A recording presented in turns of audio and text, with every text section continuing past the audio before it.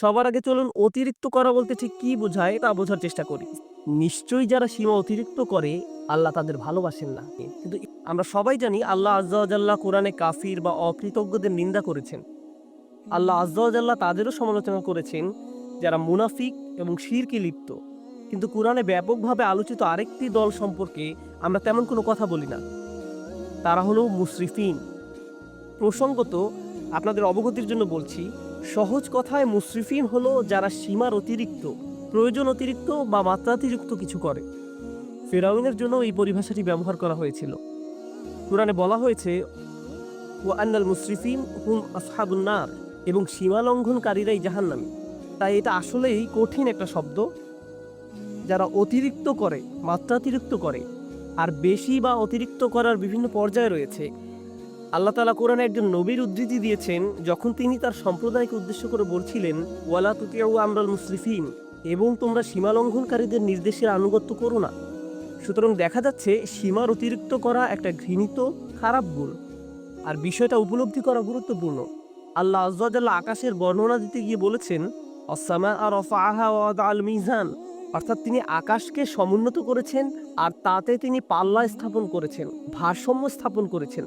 মানে হলো পৃথিবী, চন্দ্র, সূর্য সব কিছু তার নির্দিষ্ট জায়গায় ভারসাম্যপূর্ণ উপায়ে স্থাপন করা হয়েছে। দিন রাতের সাথে ব্যালেন্স রক্ষা করে চলে। মহাকাশে যা কিছু আছে কুল্লুন ফি ফালাকি ইয়াসবাহুন, সবাই আপন আপন কক্ষপথে বিচরণ করে। এভাবেই আল্লাহ বিষয়সমূহ পছন্দ করেন। বিভিন্ন জিনিস একে অন্যের সাথে সঙ্গতি এবং ভারসাম্য বজায় রেখে চলুক।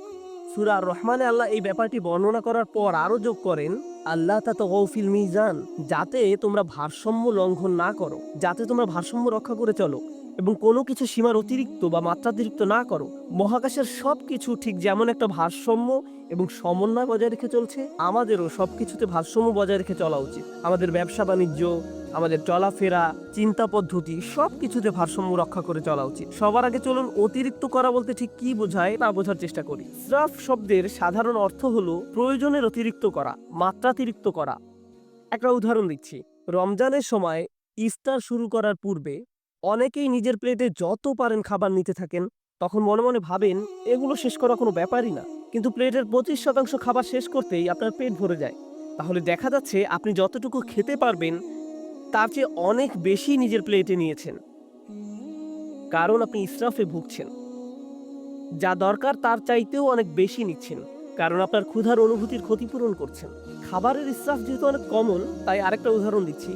যেমন ধরুন, মানুষ বিয়ে বা অন্য কোনো খাওয়ার দাওয়াতে যায়, আর সেখানে হয়তো সারিবদ্ধভাবে সবাইকে খাবার সংগ্রহ করতে হয়, সবাইকে নিজ নিজ প্লেটে খাবার নিতে হয়। তো আপনার হয়তো মুরগির গোশত অনেক পছন্দের, তাই মুরগির গোশতের সামনে গিয়ে যত পারেন নিজের প্লেটে তুলতে থাকেন, কারণ পেছনে লম্বা লাইনের দিকে তাকিয়ে আশঙ্কা করেন যে পরের বার আসলে হয়তো আর পাবেন না। তাই এত বেশি পরিমাণে নিজের প্লেটে নেন, মনে হয় যেন এটা দিয়ে একটা রেস্টুরেন্ট খুলতে পারবেন। আপনি এমনটা করেন কারণ আপনি তখন ইসরাফে ভুগছেন। আপনি সবটা খেতে পারবেন না, তবুও অনেক বেশি আপনার প্লেটে নিয়েছেন। ইসরাফ শুধু প্লেটে অতিরিক্ত খাবার নেয়ার নামই নয়, বরং বেশি খাওয়াটাও ইসরাফ। আপনার প্লেট ইতিমধ্যে ভরে গেছে, আপনি তবুও খাচ্ছেন। আপনি সারাক্ষণ কিছু না কিছু চাপাচ্ছেন, শুধু ভোগের উপরে আছেন। খাবারের ক্ষেত্রে আপনার যেটা খাওয়া উচিত নয় সেটা অনেক বেশি পরিমাণে ভক্ষণ করাটাও ইসরাফ। হ্যাঁ, শরীর ঠিকভাবে কাজ করার জন্য চিনি দরকার, শর্করা দরকার, কিন্তু সব কিছু একটা সহনীয় মাত্রায় থাকতে হবে। এখন আপনি যদি সারাক্ষণ চকলেট বা মিষ্টি জাতীয় খাবার খেতে থাকেন, ঠিক প্রকৃতিতে যেমন ভারসাম্য রয়েছে, ঠিক তেমনি আপনি যদি খাবারের ভারসাম্য বিনষ্ট করেন, একটার চেয়ে অন্যটা বেশি পরিমাণে খান, আপনার শরীরে এর বিরূপ প্রতিক্রিয়া দেখা দিবে। এই প্রতিক্রিয়া হয়তো এখন দেখা যাচ্ছে না, কিন্তু 1 দশক পরে হার্টের সমস্যা, ডায়াবেটিসের জন্য ডাক্তারের শরণাপন্ন হতে হচ্ছে, কারণ আপনি ইসরাফে ভুগছিলেন। তাহলে দেখা যাচ্ছে ইসরাফ একজন মানুষের জীবনে বহু খারাপ পরিণতি নিয়ে আসে। আমি খাবারের উদাহরণ দিয়ে শুরু করেছি, কিন্তু ইসরাফ খরচ করার ক্ষেত্রেও হতে পারে। আপনি মার্কেটে গিয়েছেন একটা ব্যাগ কিনতে, কিন্তু নিয়ে এসেছেন 3টি ব্যাগ, কারণ 3টা ব্যাগের কালারই খুব সুন্দর। অথবা দোকানে গিয়েছেন শুধু ডিম কেনার জন্য, কিন্তু বাজার শেষে দেখেন $200 খরচ করে ফেলেছেন, কারণ যা সামনে পড়েছে সব ঝুড়িতে পড়েছেন। এটাও ইসরাফ। আপনার দরকার ছিল না, কিন্তু ভেবেছেন এখন দরকার নেই, পরে হয়তো লাগবে। ওইটা দরকার হতে পারে, এটা দরকার হতে পারে। এভাবে নিজেকে বুঝিয়েছেন আপনার এগুলো দরকার। এই কারণে কিছু মানুষ জিনিসপত্র অতিরিক্ত জমানোর সমস্যায় ভোগেন। তাদের এত জামা কাপড় যে ওয়ারড্রোবে জায়গা হয় না। তাদের আলমারি 1987 সাল থেকে জমানো কাপড়ে পূর্ণ হয়ে আছে। মানুষ এভাবে অপ্রয়োজনীয় জিনিসপত্র সংগ্রহ করে রাখে, যেটা আসলে সে ব্যবহার করে না, কাজে লাগায় না। এটাও এক ধরনের ইসরাফ। আপনি বাসায় গেলে নিজেই বলতে পারবেন জিনিসপত্র জমিয়ে রাখার সমস্যায় ভুগছেন কিনা। যদি দেখেন এখানে সেখানে ছোটখাটো জিনিসপত্র পড়ে আছে, বুঝতে পারছেন না কোথায় রাখবেন, জানেনও না এটা আসলে কোন কাজে লাগে, মনে মনে ভাবেন এটা আসলে কি কাজে লাগে, এরকম যদি অনেক থাকে, সম্ভবত আপনি ইসরাফে ভুগছেন। তো জমিয়ে রাখা আর অতিরিক্ত চাওয়া একজন মানুষের জীবনের সত্যিকারের সমস্যা হিসেবে দেখা দিতে পারে। খাওয়া এবং জমিয়ে রাখার অভ্যাস ছাড়াও ইসরাফ হতে পারে বিনোদনের ক্ষেত্রে। সবারই মাঝে মাঝে একটু রিল্যাক্স দরকার পড়ে। সোশ্যাল মিডিয়ায় কিছু একটা দেখা, কোথাও ঘুরতে যাওয়া বা কিছুক্ষণ খেলাধুলা করার মাধ্যমে একটু বিরতি নিতে পারেন, এটা সমস্যা না। কিন্তু কিছু কিছু মানুষের জন্য তার গোটা জীবনটাই যেন একটা বিরতি। ঘুম থেকে উঠেই বিনোদন করা শুরু করে, ঘুমোতে যাওয়ার সময়ও বিনোদন করে, একটার পর একটা জিনিস ক্লিক করতে থাকে, এভাবে ঘন্টার পর ঘন্টা পার হয়ে যায়। এটাও এক ধরনের ইসরাফ। কারোর সাথে বসবাস করা ঠিক আছে, কিন্তু হোয়াটসঅ্যাপে যদি আপনার বসবাস হয়ে থাকে তাহলে সেটা তো সমস্যা। সুতরাং সবকিছুর একটা ভারসাম্য যেমন আছে, ঠিক তেমনি অতিরিক্ত করে ফেলার ঝুঁকিও আছে। আর কোনো কিছুতে অতিরিক্ত ডুবে থাকা আসলেই সমস্যাজনক। আল্লাহ আযজা ওয়া জাল্লা এক জায়গায় সবচেয়ে কম ধমকের সুরে বলছেন, ইন্নাল্লাহা লা ইউহিব্বুল মুসরিফিন, নিশ্চয়ই যারা সীমা অতিরিক্ত করে আল্লাহ তাদের ভালোবাসেন না। কিন্তু ইসরাফ বিষয়ক যে আয়াতটি আমি আপনাদের সাথে শেয়ার করতে চাই, সূরা ইউনুসের আয়াত, আমি খুতবার শুরুতে আয়াতটি তেলাওয়াত করেছিলাম। বক্তব্য চলাকালে অন্যান্য ইসরাফ সম্পর্কেও আলোকপাত করব ইনশাআল্লাহ। এখানে যে ব্যাপারটি তিনি তুলে ধরেছেন তা কোরআনের আরও কিছু জায়গাতেও আলোচনা করা হয়েছে। তিনি বলছেন, মানুষ যখন কঠিন কোনো পরিস্থিতিতে পড়ে যায়, সেটা অর্থনৈতিক কোনো সমস্যা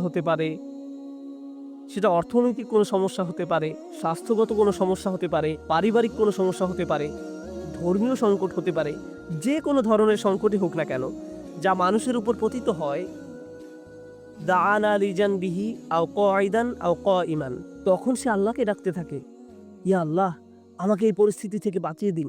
একমাত্র আপনিই আমাকে এখন বাঁচাতে পারেন। আমি সব উপায়ে চেষ্টা করেছি, আমাকে সাহায্য করার কেউ নেই একমাত্র আপনি ছাড়া। যে ব্যক্তি দাঁড়িয়ে বসে শয়নে আল্লাহকে ডাকতে থাকে, ইয়া আল্লাহ, আমার এই সমস্যাটা দূর করে দিন, আমাকে সাহায্য করুন, তখন সে বেপরোয়া হয়ে আল্লাহকে ডাকতে থাকে। ফালাম্মা কাশাফনা আনহু দুররাহ, তারপর যখন আমি তার সেই কষ্ট দূর করে দেই, মাররান কাআল্লাম ইয়াদউনা, তখন সে এমনভাবে চলতে থাকে মনে হয় যেন তাকে কোনো দুঃখ কষ্ট স্পর্শ করার কারণে সে আমাকে ডাকেই নি। তাহলে দেখা যাচ্ছে, যখন আপনি কোনো সমস্যায় পতিত হন তখন বেপরোয়া হয়ে আল্লাহকে ডাকতে থাকেন, কিন্তু আল্লাহ তাআলা যখন সমস্যাটি সমাধান করে দেন তখন পূর্বাবস্থায় ফিরে যান। তখন আমরা এমন আচরণ করি মনে হয় যেন আমরা আল্লাহর নিকট কোনো প্রার্থনা করিনি, আমাদের চোখ থেকে অশ্রু নির্গত হয়নি, কিন্তু আমরা ঠিকই তখন কেঁদেছিলাম। আর এখন আমাদের কষ্ট দূর করে দেওয়ার পর আমরা আল্লাহকে ভুলে গিয়েছি, নিজের মতো করে জীবনে চলা শুরু করেছি। আপনাদের মনে প্রশ্ন আসতে পারে যে এর সাথে তাহলে ইসরাফের সম্পর্ক কি? মনে হচ্ছে এর সাথে ইসরাফের কোনো সম্পর্ক নেই, কিন্তু আল্লাহ যেভাবে এই আয়াতের সমাপ্তি চেনেছেন তার সাথে এর সম্পর্ক রয়েছে। কাযালিকা যুয়্যিনা লিল মুসরিফিনা মা কানু ইয়ামালুন, এভাবেই যারা সীমার অতিরিক্ত করে তাদের জন্য তাদের কাজকর্মগুলোকে চাকচিক্যময় বানিয়ে দেওয়া হয়েছে। এই আয়াতটি আমাদের জীবনের খুবই গোপন একটা বিষয় সম্পর্কে জানান দিচ্ছে। আপনি যদি অমিতব্যয়িতার জিন্দেগি যাপন করেন, সেটা টাকার ক্ষেত্রে হতে পারে, এমন কাজে টাকা ব্যয় করা যেখানে ব্যয় করা উচিত নয়, মাত্রাতিরিক্ত বিনোদন যা সম্পর্কে একটু আগে বলেছি, অতিরিক্ত সামাজিকতা, অর্থাৎ আপনি সব সময় কারো না কারোর সাথে আড্ডা দিয়ে থাকেন, সব সময় বাইরে ঘুরতে যান, বন্ধুদের সাথে মৌজ মাস্তি করতে থাকেন, সব সময় মানুষের সাথে কথা বলে সময় কাটান, ফলে ইবাদত করার যথেষ্ট সময় পান না। আপনি যাই করেন না কেন মাত্রাতিরিক্ত করেন। আপনার জীবনযাপন পদ্ধতি যদি এরকম হয়ে থাকে তাহলে সব সময় বিভিন্ন রকমের সমস্যায় পতিত হবেন, আপনার উপর বিভিন্ন কষ্ট আপতিত হবে। আপনারা যেহেতু পুরুষ, তাই পুরুষদের নিয়ে একটা উদাহরণ দিই। একজন পুরুষ হিসাবে আপনার উপর বিভিন্ন রকমের দায় দায়িত্ব আছে। আপনার বাবা মায়ের প্রতি দায় দায়িত্ব আছে, ভাই বোনের প্রতি দায়িত্ব রয়েছে, আপনার স্ত্রীর প্রতি দায়িত্ব রয়েছে, আপনার সন্তান সন্ততির উপর দায়িত্ব রয়েছে, তার উপর রয়েছে ধর্মীয় দায় দায়িত্ব, চাকরির দায় দায়িত্ব, অর্থনৈতিক দায় দায়িত্ব, বন্ধু বান্ধবের খোঁজ খবর নেয়া, নিজের শরীর ঠিক রাখা সহ নানান রকমের ব্যাপার চারিদিক থেকে প্রতিনিয়ত আপনাকে টানছে। এখন কেউ যদি সিদ্ধান্ত নেয় যে সে সবকিছু ভুলে শুধু তার স্বাস্থ্যের উন্নতি নিয়ে পড়ে থাকবে, পাল্লাটা এখন একদিকে নামিয়ে দিয়েছে। সে হয়তো ভালো স্বাস্থ্য অর্জন করবে ঠিকই, কিন্তু জীবনের অন্যান্য ব্যাপারগুলো তার জন্য নানান রকম সমস্যা বয়ে নিয়ে আসবে। অথবা কেউ বলল, আমি শুধু আমার সন্তানদের যত্ন নিব, বাবা মায়ের কথা ভুলে যাব। তাদের কথা ভুলে যান, ভুলে যান। তাহলেও আপনার জীবনে বহু সমস্যা দেখা দিবে।